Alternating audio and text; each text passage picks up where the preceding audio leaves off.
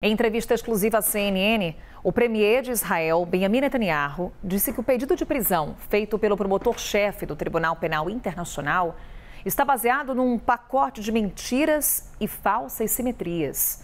Quem vai trazer para a gente os detalhes dessa entrevista é o nosso analista sênior, o Américo Martins, que já aparece aqui conosco.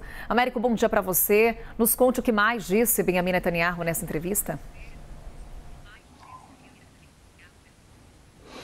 Bom dia, Carol. Bom dia a todos. Mais um furo exclusivo da CNN nessa área internacional. Nós que já tínhamos revelado a intenção do promotor-geral de pedir o mandato de prisão contra o primeiro-ministro Benjamin Netanyahu, o ministro da Defesa de Israel e também 3 líderes do Hamas.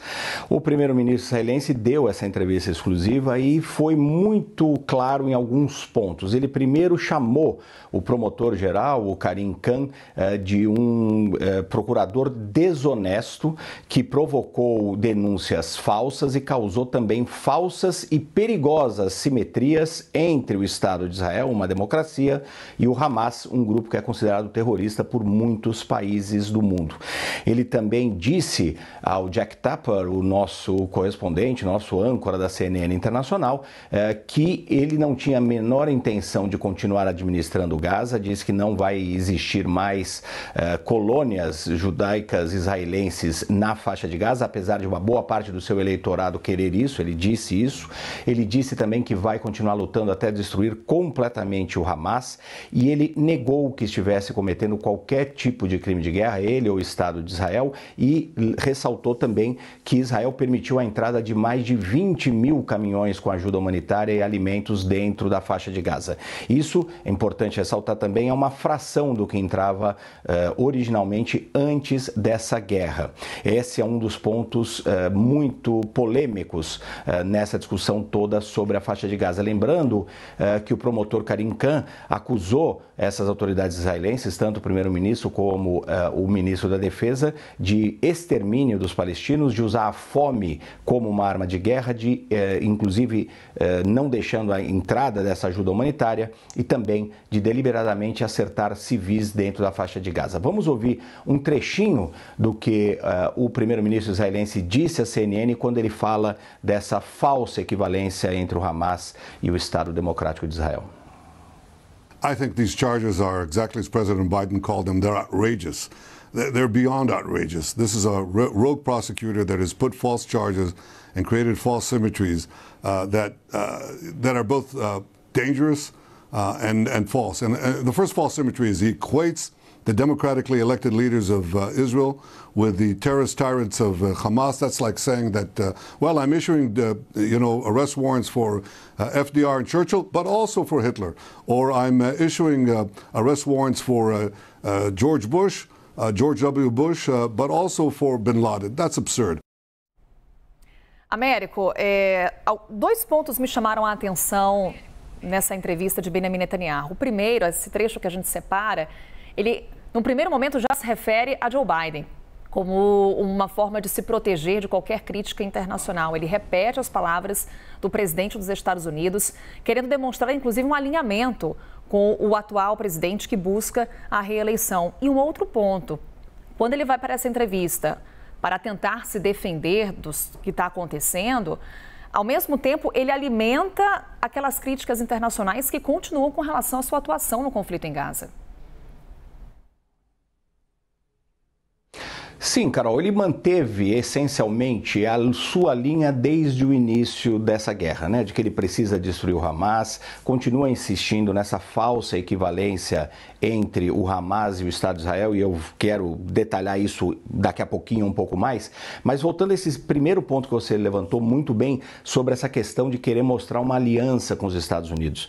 Os Estados Unidos famosamente, eles têm interesses internacionais, né? Não busca-se necessariamente uma coerência. Então, por exemplo, eles ficaram muito felizes quando o Tribunal Penal Internacional pediu um mandado de prisão contra o presidente russo, Vladimir Putin, por alegados crimes de guerra na Ucrânia, sendo que os Estados Unidos não reconhecem a jurisprudência, assim como Israel e a própria Ucrânia, e inclusive a Rússia, desse tribunal. Então, eles ficaram muito felizes naquele momento. Neste momento, estão criticando muito por conta desse pedido que ainda não foi aceito. Importante lembrar isso também, existe um um painel que vai julgar dentro do tribunal se aceita esse pedido de mandato de prisão ou não, e eles ficaram muito incomodados. Por quê? Porque Israel é um grande aliado dos Estados Unidos, e os Estados Unidos não querem que as autoridades israelenses passem por esse constrangimento.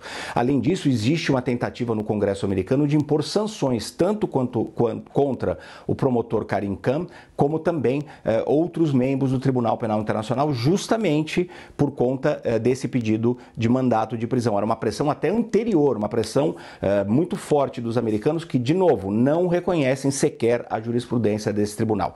Mas indo mais detalhadamente, Carol, ao que disse o primeiro-ministro Benjamin Netanyahu, eu queria destacar 3 pontos. Primeiro lugar, ele está correto quando ele fala que não existe uma equivalência entre o Hamas, que é um grupo que é considerado terrorista por muitos países do mundo, e o Estado de Israel. De fato, não é possível fazer essa correlação. O Hamas não segue regras. No entanto, o Estado Democrático de Israel tem que seguir regras. Isso me leva ao segundo ponto.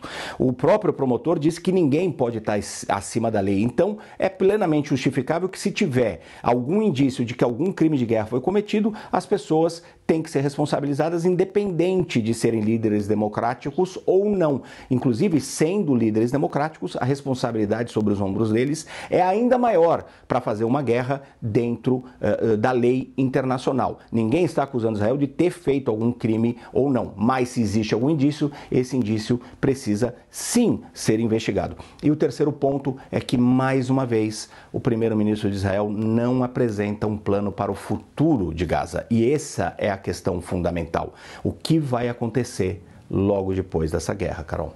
E até mesmo uma definição exata sobre o que seria acabar com o Hamas, né, Américo? Com relação a essa iminente incursão terrestre na cidade de Rafah, que segue em aberto. Exato. Essa questão teve algumas variações. Logo no início, a promessa do governo israelense era eliminar completamente o Hamas. Eles estão percebendo que isso é muito difícil, porque o Hamas pode ser eliminado militarmente. Agora eles começam a falar um pouco nisso. Precisamos acabar com os batalhões militares do Hamas. E precisamos ter uma faixa de Gaza administrada por grupos que não sejam o Hamas. Mas como isso vai ser feito? A possibilidade mais concreta, mais real, seria abrir negociações sérias e honestas para a criação, sim, de um Estado palestino, porque a única possibilidade de uma paz duradoura, vários analistas de todas as tendências, inclusive muitos analistas israelenses, acreditam que esse é o caminho, é a criação, sim, de um Estado palestino, possivelmente sem um exército, que ofereça garantias para Israel de segurança, mas essa negociação precisa ser feita inclusive com a autoridade palestina reformada. O problema é que o primeiro-ministro Benjamin Netanyahu não aceita nada disso. Diz que não vai permitir a criação de um Estado palestino, não acredita na capacidade da autoridade palestina fazer esse tipo de administração, e nós continuamos no limbo com relação ao que vai ser o futuro. Lembrando também, Carol, que a continuidade da guerra, de certa forma, interessa ao primeiro-ministro Benjamin Netanyahu, porque assim que o conflito acabar, ele vai ter que começar a responder várias questões muito cruciais. Uma delas é como a inteligência e os militares israelenses deixaram acontecer aquelas atrocidades do dia 7 de outubro, que não tem nenhuma justificativa e são responsabilidade total do Hamas, mas houve muitas falhas e ele vai ter que responder por isso.